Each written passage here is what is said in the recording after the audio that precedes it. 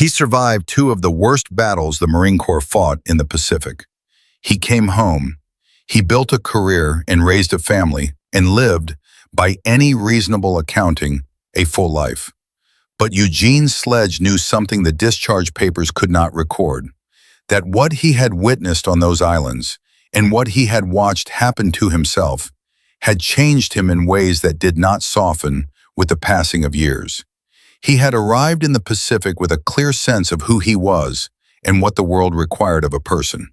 He came back carrying a record of what the war had made of that person, a record he had written himself, in real time, in a notebook he kept hidden in his pocket. The war did not end for him in 1945. Eugene Bondurant Sledge was born in 1923 in Mobile, Alabama. His father was a physician.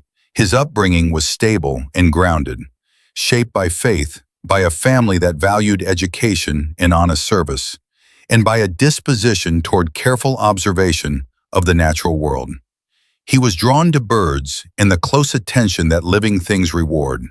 He was, in short, a person who noticed things and recorded what he noticed. He had been accepted to study at Georgia Tech when Pearl Harbor changed the calculation entirely. At his parents' urging, he held to the arrangement for a time. But by 1943, the distance between where he was and what his peers were being asked to do had become something he could no longer comfortably maintain. He enlisted in the Marine Corps, requested the infantry, and was assigned to K Company, 3rd Battalion, 5th Marines, K/3/5, a unit that had already fought at Cape Gloucester and would be sent next to an island called Peleliu. He believed he understood service. Peleliu would redefine it. The assault on Peleliu began on September 15, 1944. Military planners had estimated the battle would take 4 days. It lasted more than 2 months. The Japanese garrison commander had abandoned the traditional practice of beach defense. His forces had instead fortified the island's coral ridges with an interconnected system of caves and tunnels. They did not charge. They held their ground and made the Marines come to them, position by position, in heat that regularly exceeded 110 degrees Fahrenheit, across terrain that had no shade and no relief. Sledge landed with his mortar unit carrying a small field notebook, concealed against regulations in his pocket. The same careful attention he had given to birds and the natural world in Alabama, he now turned on everything around him. The conditions, the behavior of men under sustained pressure, and his own responses to all of it. What he recorded was not only what the battle looked like from the outside, but what those conditions were doing to him internally. The shock giving way to numbness, the moral framework he had carried from Mobile beginning to erode under circumstances that had no precedent in his life. He wrote it down as it happened, without softening it, and Peleliu was only the beginning. The Battle of Okinawa began on April 1, 1945, and lasted 82 days. It was the largest amphibious assault in the Pacific War, fought on an island large enough to have a civilian population and close enough to the Japanese mainland that both sides understood its full strategic weight. Japan defended Okinawa with everything it had left. The cost was severe on both sides. What Okinawa added to what Peleliu had already done was duration. Week after week of rain and deep mud, across terrain that offered no relief and no compression of time. Just the grinding continuation of exposure to conditions that wore men down from the inside. Sledge wrote later about watching indifference settle in where horror had previously been. He described the awareness of his own moral numbness as it developed, and he did not excuse it or attribute it simply to the nature of combat.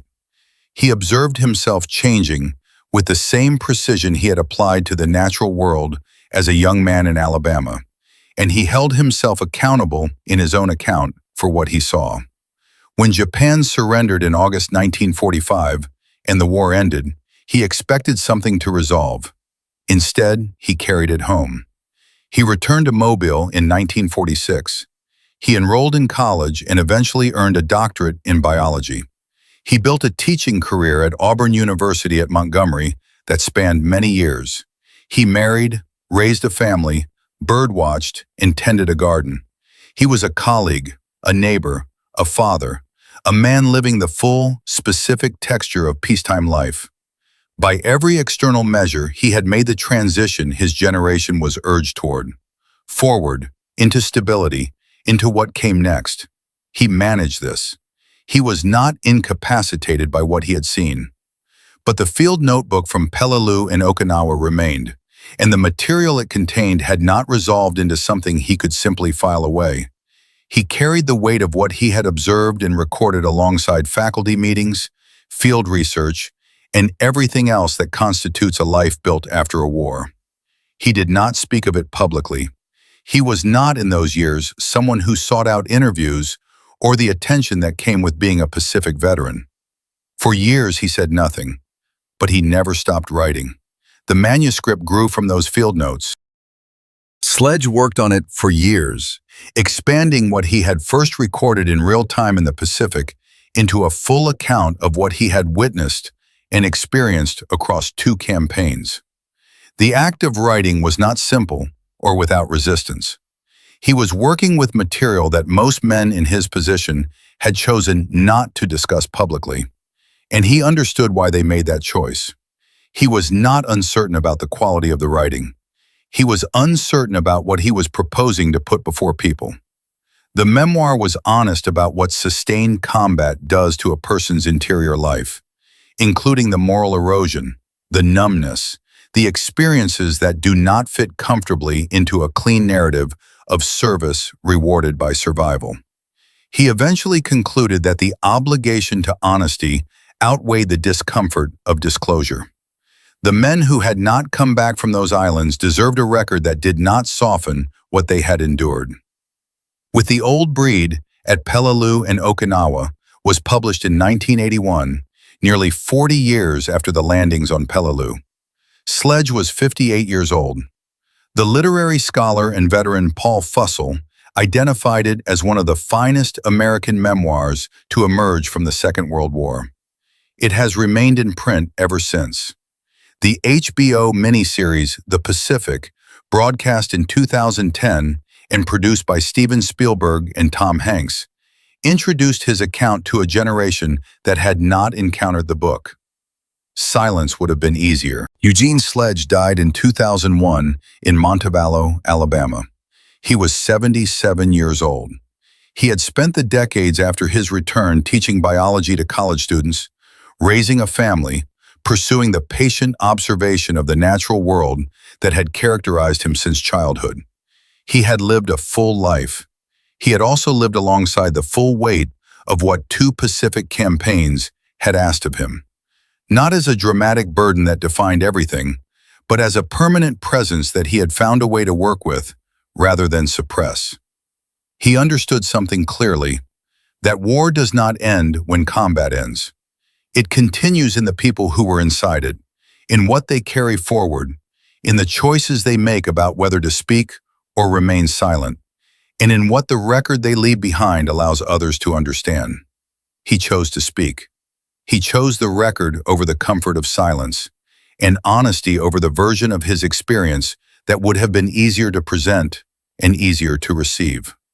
The book he left behind remains in use, in university courses on war literature, in military ethics curricula, in the reading of anyone who needs to understand what was actually asked of the men who served in the Pacific. He refused to leave the truth behind. If this kind of history, the interior cost, not just the strategy, stays with you, consider subscribing. And if you have thoughts about what we owe to those who carry these experiences home, or about what honest testimony demands of the people who receive it, share them in the comments.